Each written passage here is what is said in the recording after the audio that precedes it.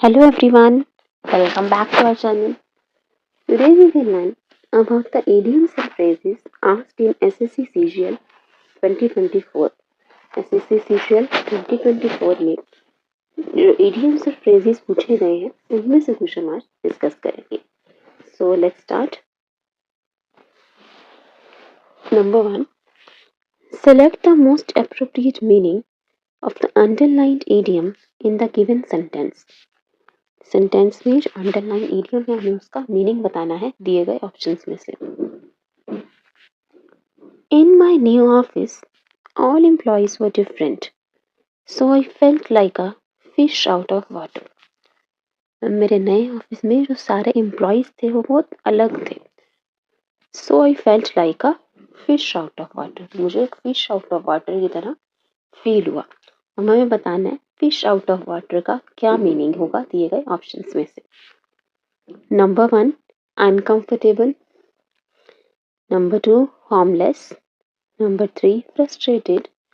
और number 4, disappointed. Uncomfortable महसूस हुआ क्योंकि सारे एम्प्लॉयज डिफरेंट है थे. या फिर होमलेस मतलब जिसका कोई घर ना हो. फ्रस्ट्रेटेड भड़का हुआ. डिसअपॉइंटेड निराश. तो इसका आंसर क्या होगा?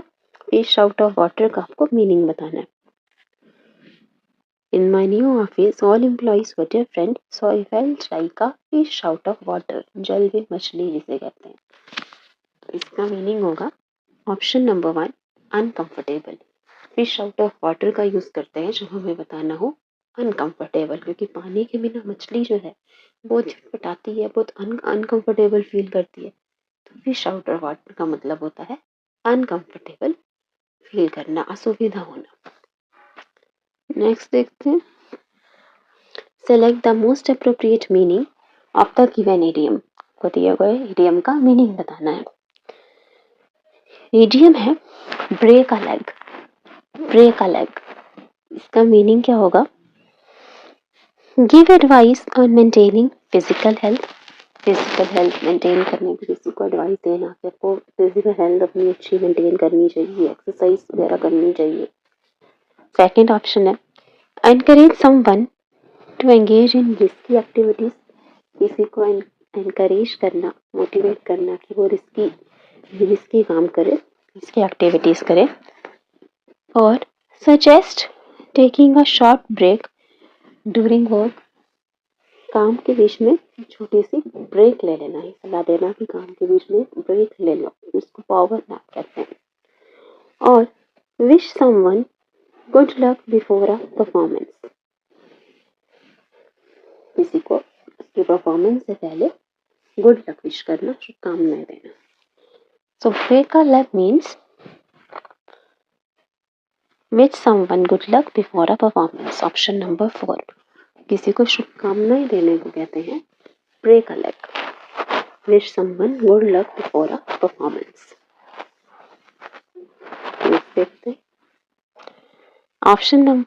Question number 3. Select the most appropriate idiom to fill in the blank. अब एक ब्लैंक के फॉर्म में है, हमें दिए गए ऑप्शंस में से बताना है इस ब्लैंक में कौन सा इडियम फिल करेंगे. The renowned publisher decided to withdraw a book from the market. No one was interested in the book as the arguments were dash.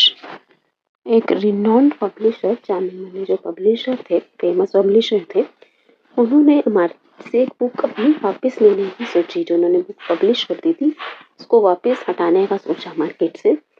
No one was interested in the book. कोई भी book में interested नहीं था, कोई ज़्यादा बिक नहीं रही थी वो books.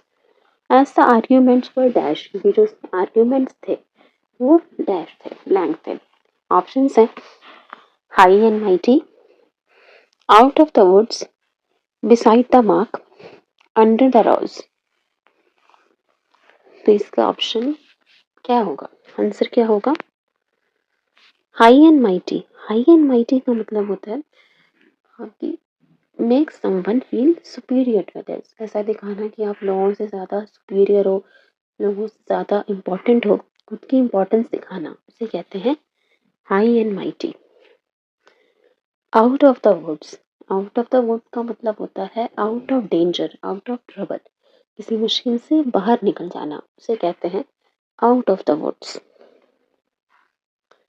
Beside the mark, beside the mark का मतलब होता है not relevant to the point, मतलब टू द पॉइंट नहीं है, जो आप कह रहे हो ना बात, वो टू द पॉइंट नहीं है, पॉइंटलेस है, इस पॉइंट से मैच नहीं करती।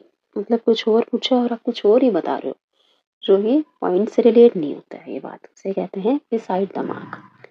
Under the rose, under the rose में सीक्रेटली, प्राइवेटली, कोई चीज सीक्रेटली प्राइवेटली की जाए उसे कहते हैं अंडर द रोज। तो हमें बताना है यहाँ पे कौन सा idiom आएगा। The renowned publisher decided to withdraw a book from the market, मतलब बुक वापस ले ली। No one was interested in the book, the arguments were, कोई बुक नहीं ले रहा था, कोई इंटरेस्टेड नहीं था उस बुक में, क्योंकि आर्ग्यूमेंट्स क्या थे उसके, हाई एंड माइटी थे, मतलब सेल्फ इम्पोर्टेंट दिखा रहे थे, को सुपीरियर दिखा रहे थे। Out of the wood, trouble से बाहर निकलना हुआ। Beside the mark, pointless, not related to the point. और अंडर द रोज मतलब सीक्रेटली, प्राइवेटली। क्या होगा इसका आंसर? देखो, आउट ऑफ द वुड का मतलब तो हो गया आउट ऑफ डेंजर, तो उसमें कोई बुक से रिलेटेड है नहीं, तो ये हमारा आंसर होगा नहीं, ऑप्शन 2। ऑप्शन 2 नहीं होगा। अंडर द रोज का मतलब होता है प्राइवेटली, सीक्रेटली, जब उन्होंने बुक पब्लिश कर दी तो ऐसा कुछ प्राइवेटली, सीक्रेटली तो बात नहीं होगी। High and mighty, high and mighty का मतलब होता है खुद की इंपॉर्टेंस दिखाना, खुद को दूसरों से सुपीरियर दिखाना, लेकिन यहाँ पर आर्ग्यूमेंट्स की कर रहे हैं, आर्ग्यूमेंट्स पर है ना, किसी इंसान की बात नहीं हो रही है कि वो खुद को इम्पोर्टेंट दिखा रहा है, बात हो रही है आर्ग्यूमेंट्स की। तो ये भी नहीं होगा, हमारा आंसर हो जाएगा option 3, beside the mark. Beside the mark का मतलब होता है not related to the point, लोग इसीलिए बुक में इंटरेस्टेड नहीं थे क्योंकि जो उसमें आर्ग्यूमेंट्स थे वो पॉइंट से रिलेटेड नहीं थे, they were pointless. So answer is option number 3, beside the mark. Next देखते हैं, select the most appropriate meaning of the underlined idiom. Underlined idiom का हमें meaning बताना है। Fatima was at her wit's end trying to decide on a serene place for spending the holidays. Fatima was at her wit's end, अपने wit's end पे थी, trying to decide on a serene place for spending the holidays. वो अपनी छुट्टियां बिताने के लिए, holiday spend करने के लिए सेरेन प्लेस मतलब एक शांत जगह खोज रही थी कि कौन सी ऐसी जगह पे जाना चाहती थी जहाँ उसे शांति मिले, अपनी छुट्टियों में ऐसी जगह जाना चाहे जहाँ पे शांति हो, पीस हो। सो एट हर विट्स एंड का हमें मीनिंग बताना है। फातिमा वैसा हर विट्स एंड, विट्स एंड्स का क्या मतलब होता है?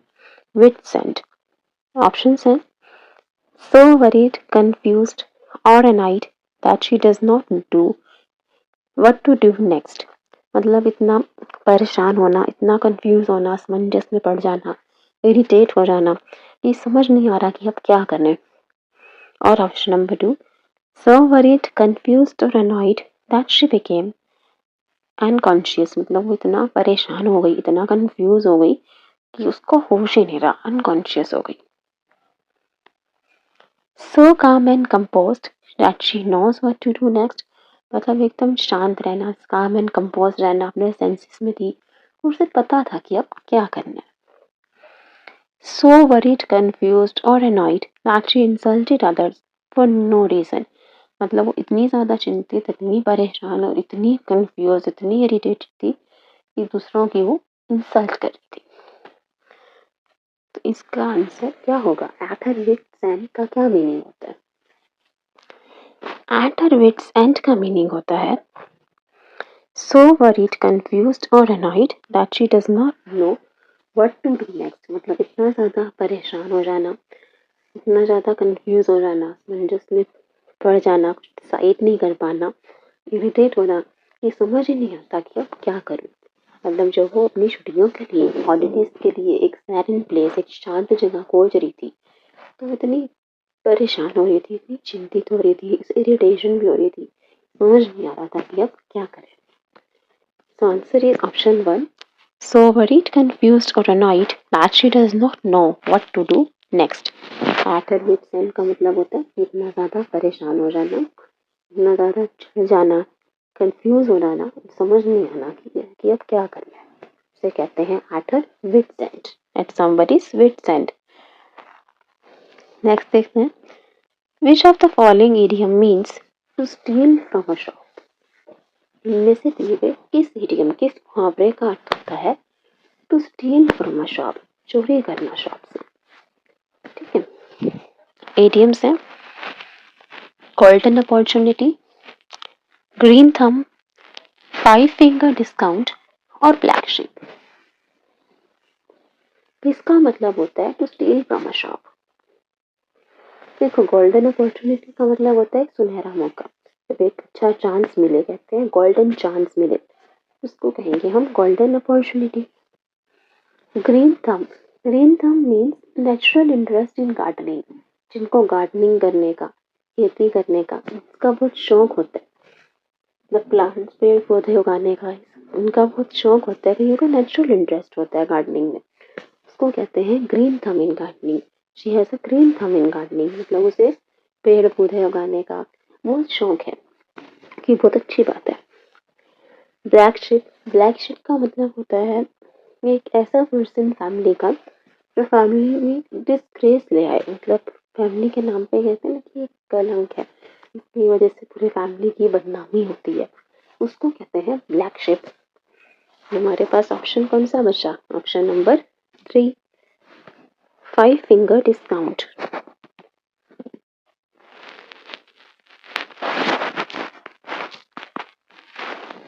फाइव फिंगर डिस्काउंट का मतलब होता है shoplifting, to steal from a shop, किसी शॉप से चोरी करना, कुछ सामान चुराना, उसे कहते हैं फाइव फिंगर डिस्काउंट। तो आंसर हो जाएगा ऑप्शन 3, फाइव फिंगर डिस्काउंट। इसका मतलब ये नहीं है कि डिस्काउंट, इसका मतलब होता है to steal from a shop, shoplifting. Next देखते हैं select the most appropriate meaning of the given idiom. Idiom का मीनिंग बताना है। इडियम है on the ball, on the ball. Options unaware of any changes or developments and lazy to react to them, मतलब आपके आसपास क्या changes हो रहा है, क्या डेवलपमेंट, क्या विकास हो रहा है, आपको उसका कुछ पता ही नहीं है। And lazy to react to them, मतलब आप इतने सुस्त हो, इतने आलसी हो कि उस पर आपको कुछ रिएक्ट नहीं करना, कोई प्रतिक्रिया नहीं दे रही है, आसपास जो भी चेंजेस हो रहे हैं, जो डेवलपमेंट हो रही है, उससे कोई फर्क नहीं पड़ना। ऑप्शन 2 है aware of any changes on development but slow to react to them, मतलब हमें पता है कि हमारे आसपास क्या चेंजेस, क्या डेवलपमेंट हो रही है, पर उससे कोई फर्क नहीं पड़ रहा, मतलब उस पर रिएक्ट करने का बहुत स्लो रिएक्ट कर रहे हैं, फास्ट रिएक्ट, क्विक रिएक्ट नहीं कर रहे, उस पर बहुत स्लो रिएक्ट कर रहे हैं। नेक्स्ट है aware of any changes in development and quick to react to them, तो आपको पता है कि आपके पास आसपास क्या चेंजेस हो रहे हैं, क्या डेवलपमेंट हो रही है, और उस पर क्विकली जल्दी से आप रिएक्ट भी कर रहे हो। अवेयर ऑफ एनी चेंजेस और डेवलपमेंट बट डूइंग नथिंग, मतलब आपको पता है कि आसपास क्या चेंजेस, क्या डेवलपमेंट हो रही है और कुछ कर नहीं रहे, तो डूइंग नथिंग, कोई फर्क नहीं पड़ रहा उससे। तो इसका आंसर क्या होगा ऑन द बॉल का, अनअवेयर ऑफ एनी चेंजेस और development, lazy to react to them, मतलब कुछ पता ही नहीं आसपास क्या चेंजेस हो रहे हैं, क्या बदलाव आ रहे हैं, क्या डेवलपमेंट हो रही है, क्या विकास आ रहे हैं, और इतना आलसी कि उस पर रिएक्ट ही नहीं करना।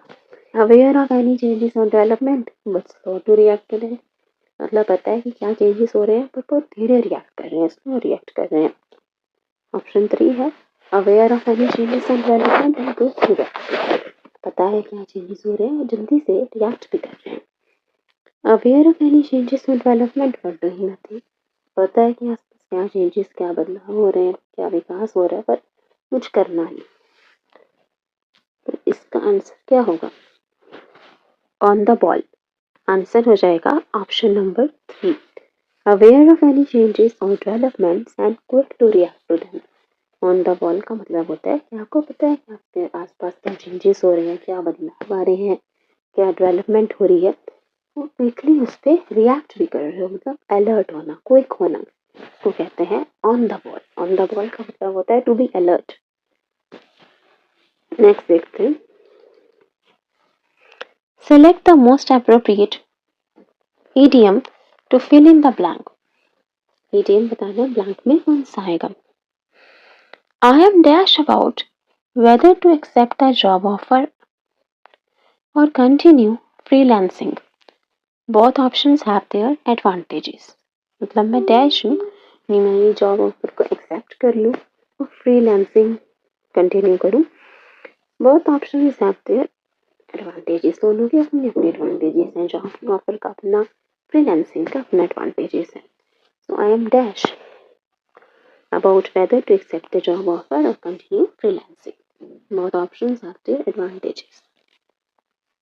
Options are on the fence, cutting corners, left out in cold, or P-names. On the fence, cutting corners, left out in cold, or P-names. On the fence का मतलब होता है कंफ्यूज, कुछ डिसाइड नहीं कर पाना, मतलब डिसीजन नहीं ले पाना। ऑन द फेंस का मतलब हुआ कि मैं कुछ डिसाइड नहीं कर पा रही, ये जॉब ऑफर लूँ या फ्रीलांसिंग कंटिन्यू करूँ। दोनों के अपने अपने एडवांटेजेस हैं। So in the fence means unable to decide, to be confuse about something. बाकी ऑप्शन देख लेते हैं। कटिंग कॉर्नर्स, कटिंग कॉर्नर का मतलब होता है एक्सपेंसेस कम करना या टाइम सेव करने के लिए कोई चीज़ जल्दी जल्दी करना, उसको कहते हैं कटिंग कॉर्नर्स। मतलब कोई काम हम जल्दी जल्दी और सस्ते में निपटाते हो तो उसको कहते हैं कटिंग कॉर्नर्स। टाइम या मनी सेव करना। Left out in cold, left out in cold का मतलब होता है निग्लेक्टेड, इग्नोर। किसी को ऐसा फील होना कि उसको इग्नोर किया जा रहा है, उसे नज़रअंदाज किया जा रहा है, निग्लेक्ट किया जा रहा है, उसे कहते हैं लेफ्ट आउट इन कोल्ड। अपीनाम्स, अपीनाम्स का मतलब होता है किसी चीज पे गुस्सा होना, एंग्री होना और प्रोटेस्ट करना उसके अगेंस्ट, उसे कहते हैं अपीनाम्स। सो ऑन द फेंस का मतलब होता है कुछ डिसाइड नहीं कर पाना, कंफ्यूज होना। इसका आंसर हो जाएगा on the fence. I am on the fence whether to accept the job offer और continue freelancing. Both options have their advantages. मैं डिसाइड नहीं कर पा रही कि जॉब ऑफर या फ्रीलांसिंग करूँ, दोनों की एडवांटेजेस है।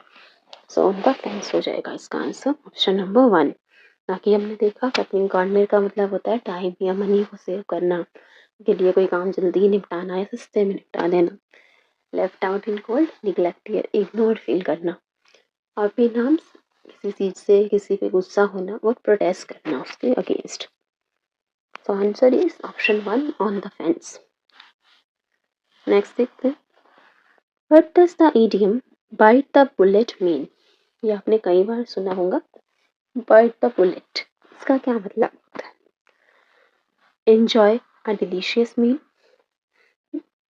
face a difficult situation with courage, avoid confrontation, give someone a piece of advice. Enjoy a delicious meal, खाना enjoy करना, मजे से खाना। Face a difficult situation with courage, किसी मुश्किल का सामना करना साहस हिम्मत के साथ। Avoid confrontation, मतलब आमना सामना, किसी से आप आमना सामना फेस टू फेस इंटरेक्शन ये अवॉइड कर रहे हो। Give someone a piece of advice, किसी को सलाह देना। मोबाइल द बुलेट का मतलब होता है option number 2, face a difficult situation with courage, किसी मुश्किल का सामना करना हिम्मत साहस के साथ। Next and the last one is select the most appropriate meaning of the given idiom. Idiom का मीनिंग बताना है। इडियम है hit the nail on the head. Hit the nail on the head तो बहुत ईजी है, पता होगा। Option देखते हैं। They are experiencing a headache, sir दर्द होना। Option 2, they have accurately identified और एक्सप्लेन समथिंग, मतलब किसी चीज को बिल्कुल सही पहचानना और अच्छे से समझा देना। एक्यूरेटली आइडेंटिफाई और एक्सप्लेन समथिंग, किसी चीज को बिल्कुल सही से समझा देना, सही से, ठीक है, उसको पहचान लेना। They are uncertain about a decision, मतलब कुछ डिसाइड नहीं कर पाना। They hit a nail with a hammer, मतलब हथौड़े से मारना किसी की पे तो hit the nail on the head का क्या मीनिंग होता है? इसका आंसर हो जाएगा option number 2। They have accurately identified और एक्सप्लेन समथिंग। मतलब किसी चीज को बिल्कुल सही पहचान लेना और सही ढंग से समझाना, कोई चीज बिल्कुल सही तरीके से करना, उसे कहते हैं hit the nail on the head, to do it in the right way. So hit the nail on the head means accurately identify or explain something. मतलब जिसको हम कहते हैं तीर बिल्कुल निशाने पे लगना, उसे कहते हैं hit the nail on the head. इसका मतलब ये नहीं होता कि थोड़े से मारना किसी की। Hit the nail on the head means option number 2, accurately identify or explain something. Do something properly in the right way. So I hope you like it and understood these videos. Let's have a quick revision. ये सारे videos आपके SSC CGL 2024 में पूछे गए हैं। एक बार हम quickly revision कर लेते हैं इनकी। Fish out of water, fish out of water का मतलब होता है uncomfortable. Break a leg, break a leg, wish someone good luck before a performance, किसी काम से पहले परफॉर्मेंस से पहले किसी को शुभकामनाएं देना, गुड लक विश करना।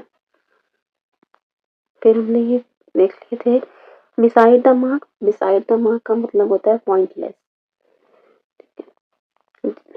Not related to the point. High and mighty का मतलब होता है खुद को इम्पोर्टेंट दिखाना, सुपीरियर दिखाना दूसरों से। Out of the woods, out of danger, trouble, किसी मुश्किल से बाहर निकल आना। At under the rose means privately, secretly. At her wits end, wits end का मतलब होता है so worried, confused or annoyed that she does not know what to do next. मतलब इतना ज़्यादा परेशान होना, चिंतित होना, कंफ्यूज हो जाना और इतनी चिंता सी होना कि समझ नहीं आता कि अब क्या करें।